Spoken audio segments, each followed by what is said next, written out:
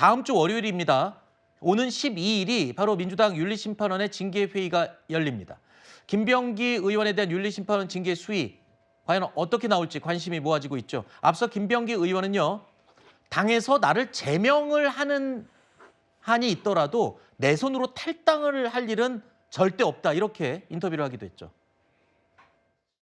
잘못은 했지만 잘못은 제가 잘했다는 건 아니지만 탈당과는 정말로 연결시키고 싶지 않습니다. 무혐의를 받고 제가 정계를 갖다 은퇴하더라도 저는 탈당하지는 않겠습니다. 제명을 당하는 한이 있더라도 저는 제 손으로 탈당을 하지 않겠습니다. 민주당을 떠나서 이걸 클리어한 다음에 돌아온다, 저는 그런 거는 믿지 않습니다. 여러 의원들이 김병기 원내대표에 대한 여러 가지 정치적 진로와 판단, 결단에 대해서 말씀을 하고 있는데 이제는 정치적 책임을 졌기 때문에 최종적인 판단은 김병기 의원이 판단하고 결정해야 될 상황이 아닌가.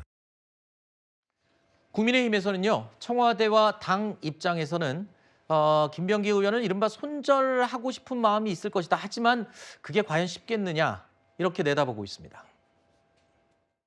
지금 김병기 전 원내대표 같은 경우에는 이재명 대통령의 측근 중에 측근 아니겠습니까? 네. 그러다 보니까 이제 이런 상황인데 이 사건의 의혹이 지금 이제 민주당과 대통령실의 권력의 핵심부로 지금 향하고 있다 보니 네. 지금 이제 대통령실이나 민주당 지도부 입장에서는 김병기 전 원내대표를 손절치고 싶을 겁니다. 김병기 의원 입장에서는 네. 나를 제명을 시킨다 그러면 나는 터뜨릴 것이 많다라는 이 협박에 가까울 것이고 지금 탈당하지 않겠다라고 지금 버티는 거죠. 손절당하고 싶지 않은 겁니다.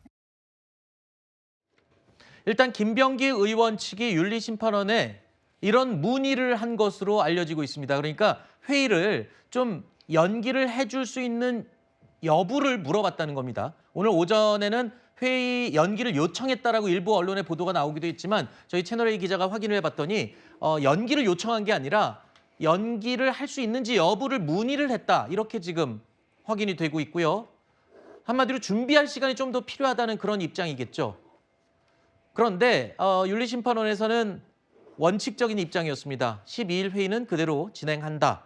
일단 윤리심판원이 예정대로 이 징계 결정을 12일에 내릴지가 관건인데요. 일단 당 내부에서도 분위기가 심상치 않게 좀 온도 차이가 나기 시작했습니다. 김병기 의원을 향해서 선당 후사 얘기를 꺼냈던 박지원 의원 한 발 더 나아가서 이젠 제명 얘기를 꺼냈습니다. 사랑하는 후배다, 사랑하는 동료다. 하지만 눈물을 머금고 이제는 제명해야 될 때가 왔다. 이렇게까지 얘기를 했거든요. 이렇게 보면 윤리심판원의 징계 수위를 대충 좀 짐작을 해볼 수 있을까요? 저희가 그건 아직까지는 예단할 수 없습니다만 네. 일단 김병기 전 원내대표 같은 경우 본인이 원내대표직을 그만두고 난 다음에 탈당하지 않고 소명하겠다 이런 입장을 밝힌 것 같고요. 근데 이제 본인이 저렇게 얘기한 건 13가지 정도에 해당되는 다양한 어떤 의혹들이 있기 때문에 그것을 해명하는 자료를 준비하는 시간이 필요하니 아마 거기에 대한 질문을 했던 거란 생각이 듭니다. 일단 민주당 입장은 당원 당규에서 처벌을 하려면 절차가 필요하기 때문에 절차를 밟아야 된다. 네. 그리고 그 날짜를 박았기 때문에 김병기 전 원내대표가 어떤 얘기를 한다고 하더라도 그 일정으로 가겠다라고 얘기를 하는데 내부는 좀 두 가지 정도 입장이 있는 것 같아요. 네. 하나는 뭐냐면 12일 날 소명 기회를 줘서 소명 내용을 들어야 한다. 네. 이런 절차를 밟아서 당원 당규대로 진행이 돼야지 그 이후에라도 큰 문제가 없을 것이다라는 판단을 하는 분들이 계신 것 같고 네. 12월 날 결정이 어떻게 나올지 알 수 없는 거죠. 네. 또 한 측면에는 선당후사가 중요하다. 이 문제는 수사로 밝혀질 사안이기 때문에 네. 꽤 긴 시간이 걸릴 수밖에 없다. 그렇다면 원내대표까지 하신 분이라고 한다면 당을 위해서 당 밖에서 본인이 이 의혹에 대해서 해명하고 해명 자체가 무죄가 된다면 그때 돌아도 되는 게 아니냐 이런 두 가지 의견이 있는 것 같습니다. 그래서 네. 계속 말씀드리는 게 12일 날 윤리심판원이 결정을 내릴지 안 될지 모르겠어요. 의혹이 네. 13가지가 있기 때문에 하지만 그 과정을 보게 되면 여러 가지 정황에 대한 심판원 내부의 흐름이 있을 거라는 생각이 듭니다. 네. 전 그 흐름이 반영된다면 저는 이분과 관련해서 김병기 전 원내대표가 이쯤에서는 본인이 어떤 형태로든지 입장을 정리할 필요가 있다. 네. 하지만 당에서는 절차, 당원 당규에 대한 절차는 꼭 좀 지켜줘야 되는 거 아니냐 이런 네. 것이 있기 때문에 전 다음 주 정도가 지나게 되면 상황에 어떤 일정한 정도의 매듭이 좀 지어지지 않을까 생각이 됩니다. 당 내에서는 이런 의견도 있다고 해요. 그러니까 김병기 의원이 원내대표 자리에서 지금 물러났지 않습니까? 자, 이 정도면 정치적으로는 책임을 진 게 아니냐 이런 또 옹호 의견도 있다면서요.